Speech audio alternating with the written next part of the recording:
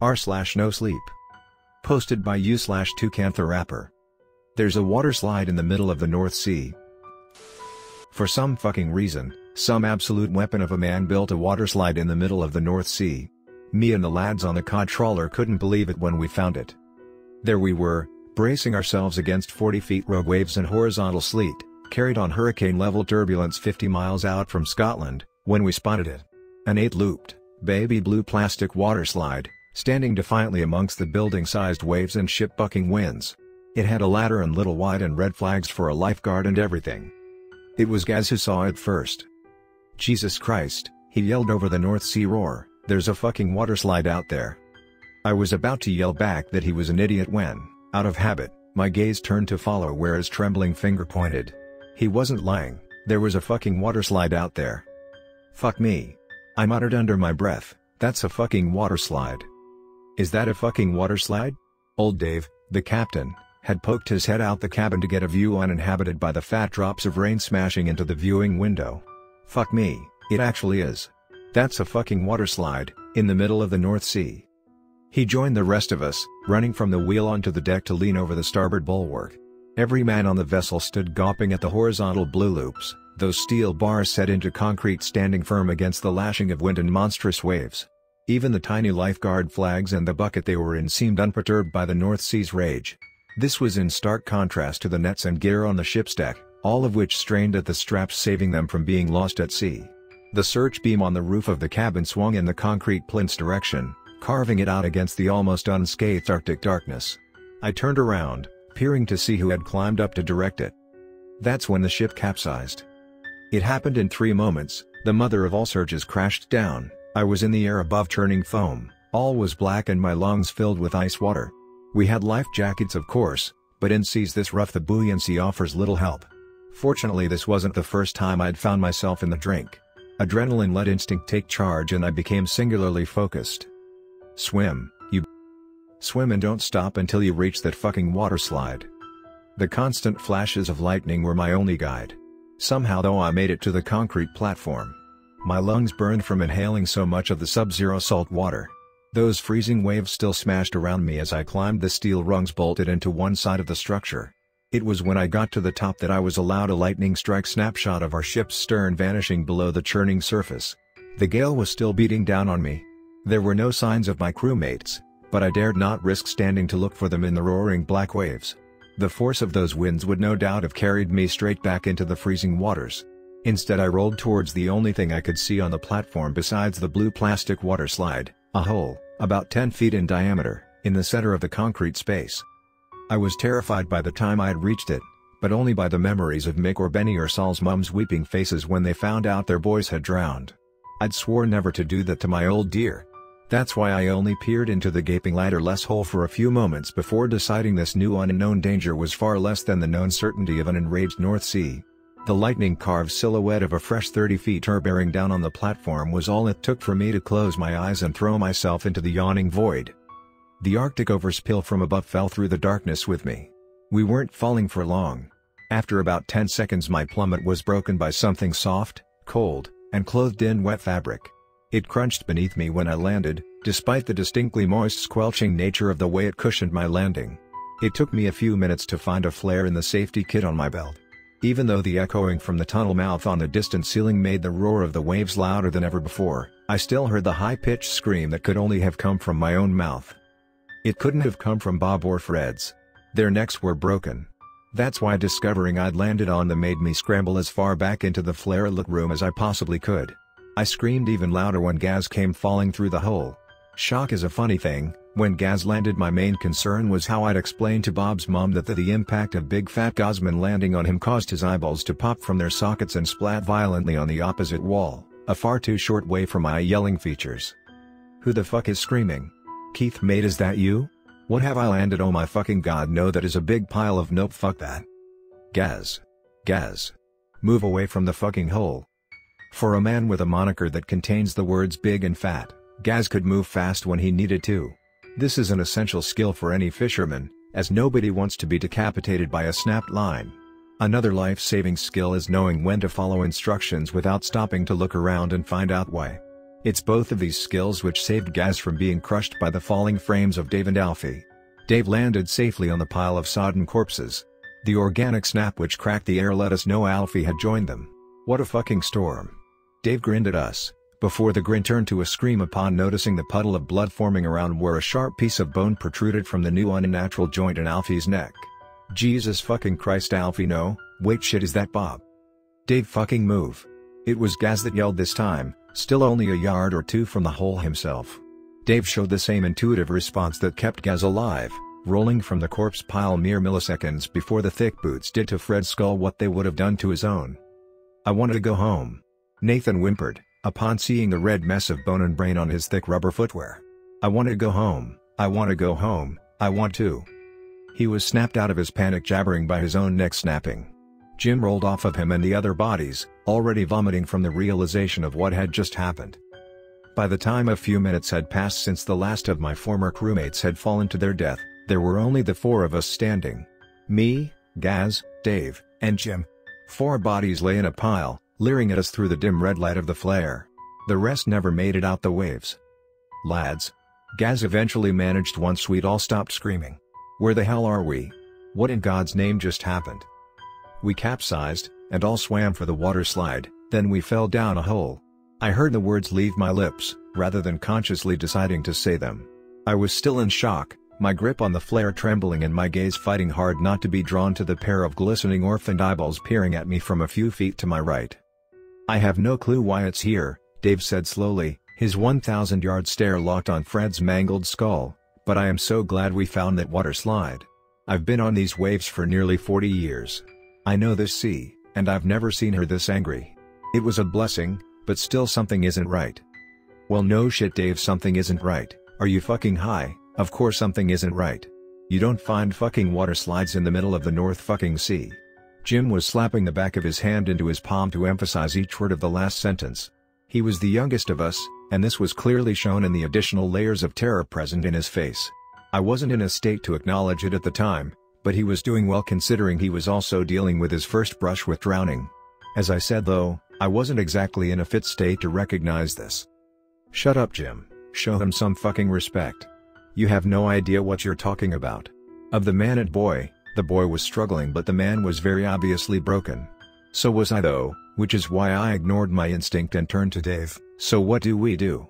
The wild-eyed man, whose kind wrinkled face was usually so warm, was the least qualified at that moment to lead us. We followed him anyway. All I knew was that I was cold, in pain, and terrified. Dave's ramblings may have just been lunatic gibberish, but they were maniacal nonsense from an authority I recognized. Had I been a bit more with it, I would have questioned his decisions instead of blindly following. I wish I had been.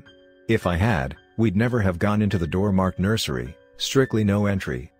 We'd been stumbling around wide, unlit concrete corridors for about 6 hours when we found it. The deep groaning from the metal beams lining the walls constantly reminded us that, outside dark passages, there was nothing except inky ocean blackness and whatever monstrous things it contained. Aside from the pile of bodies, the room we'd fallen into was quite bare. There was a light switch, and a bulb hanging from each corner of the ceiling, but despite Jim's frantic switch flicking they wouldn't sputter into life. The same went for the switches in the corridors he'd periodically try, despite Dave's increasingly aggressive insistence he leave them alone. The floors of the room and hallways were lined with red tiles.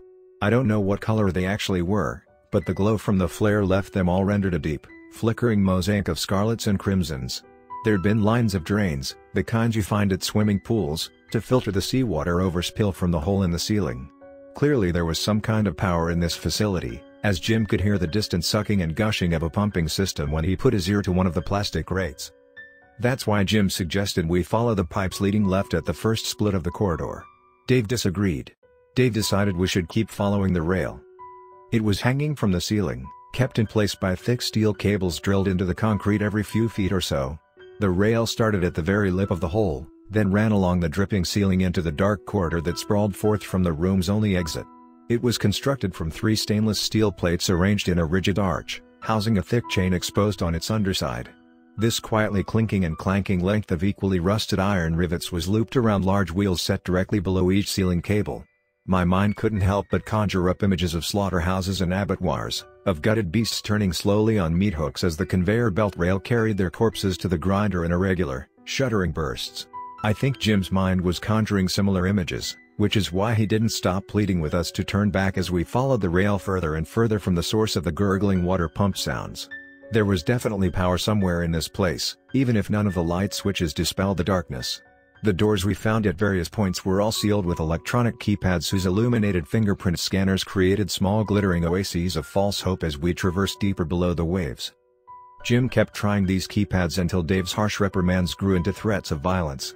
It was when we reached the empty lobby/landing, and the rail disappeared into a steel hatch above the door sign posted as the nursery, that Dave started delivering on his promises.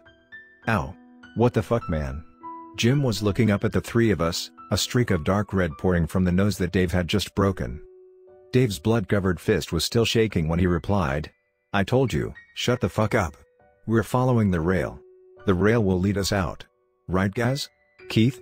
Dave's newly wild eyes flicked between us in quick succession. Gaz smirked and nodded furiously, his face in a grin betrayed by his tearful eyes and trembling jaw. My nod was slow, and accompanied by a gulp.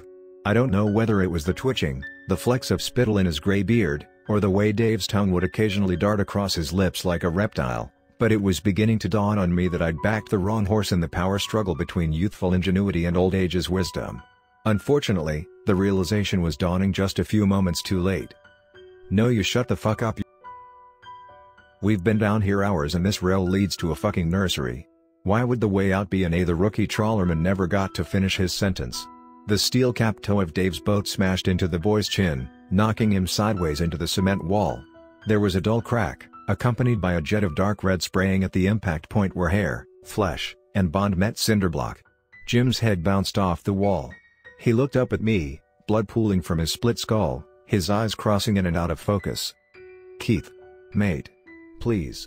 The lump in my throat rose. The message to step forward and put myself between the helpless teenager and the madman we'd mistakenly elected to lead was only halfway home when Dave responded for me. I screamed the first time his heavy boot came down. Gaz was holding me back for the subsequent 24 stomps Dave delivered. His aging knee rose up and down again and again, stamping on Jim's head until the dull squelching thuds were replaced by muted cracks and snaps of splitting bones, and then the wet smack of rubber on blood-slick tiles. Jim's helpless, and now headless, body had stopped twitching long before Dave finished.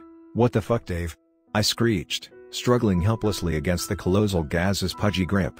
"What the actual fuck are you doing, you fucking mad bastard?" He was just a kid. Behind my tear-stained eyes, all I could see were panic-fueled visions of Jim's mum, of me having to explain that I'd allowed a psychopathic near-pensioner to stamp on his head until his brains were splattered across the rubber overalls of two grown men who should have saved him. "Oh Keith, do you have balls now, do you?" Dave snarled, rounding on me. The wildness in his eyes had evolved into red blemishes around burst capillaries. "Funny, I don't remember them when you got back to shore and walked in." Now I wasn't just seeing red because of the flare. Before I could free myself and slam a fist into Dave's face for bringing up this known taboo subject, Gaz revealed just how much he also didn't appreciate the comment. "You don't fucking bring that up," Gaz roared. He threw me to the ground, stepping over me and slamming a paw into Dave's jaw with one fluid motion. "You know we don't fucking bring that up, that could have been any one of our fucking misses." It still amazes me that Dave breaching an unspoken code amongst men who spend time away from their wives was what snapped Gaz out of his panic. He'd seen a young man have their head pulverized and said nothing. If he were still alive we'd definitely be having words about it. As it was, I was too shocked at the sudden ferocity with which Gaz sicked himself on Dave to do anything but watch, jaw dropped and eyes almost as wide as Dave's. For his part, Dave was too busy being repeatedly punched in the face by the obese man sat on his chest to comment on the situation himself. "You don't remind us that they cheat." Gaz punctuated each word with a fresh blow to Dave's face. From my viewpoint on the floor I couldn't see its condition, but the way the old man's blood-covered boots stopped kicking and flailing painted a clear enough mental image. When Gaz eventually stood and I saw that the truth was much closer to the remains of Jim than I'd imagined, an irrepressible wave of nausea rose up from my gut. "Christ, Keith, don't get it on my boots." Gaz was crouched over me, his fat palm hammering my back in an effort to help me clear the last of the vomit. I was about to respond, to make some half-terrified wisecrack about the mess he'd made with our former captain, when a noise made us both yell and look into the deep red shadows above. There was a loud metallic thunk, accompanied by the squeak of unoiled wheels and the clink-clank of rusted iron. The chain in the rail was moving. "Gaz," I stammered, pulling myself to my feet and staring at the hatch above the door marked nursery, strictly no entry. "Gaz mate, we need to go." When the lobby was suddenly illuminated by a bright light from the space beyond the metal hatch, Gaz started vigorously nodding in furtive agreement. For some reason though, our feet didn't get the message. Both of us remained rooted to the spot, each waiting for the other to grab us by the shoulder and yank us into a full pelt sprint away from those slowly parting steel hatch doors. Before either of us had the chance to muster up the needed courage, however, the rail mechanism above lurched its cargo forward with a screeching jolt. The hatch burst open. I screamed. Gaz started crying. The steel hatch doors swung closed with a deafening clang, plunging the room back into the near darkness of my last flare. Something was dangling directly above us, hanging from the conveyor chain by a hook piercing the large fin at the end of its thick, veiny tail. It looked almost like a walrus or manatee, if somebody had decided to turn a walrus or manatee's skin inside out and stretched its neck about 4 feet. Another notable difference was the excess amount of long, bony fins jutting from its bulbous stomach. It had thrice as many as any known species of marine mammal. These spidery flippers wriggled and twitched excitedly as the scent of the dead man's blood reached the 3 flaring nostrils on its back. At first I thought it must have been looking away from me, because I couldn't see its face in the almost unpermeated red darkness. When the tip of the fleshy tube that was its neck started to peel back, I realized to my unending horror that I was mistaken.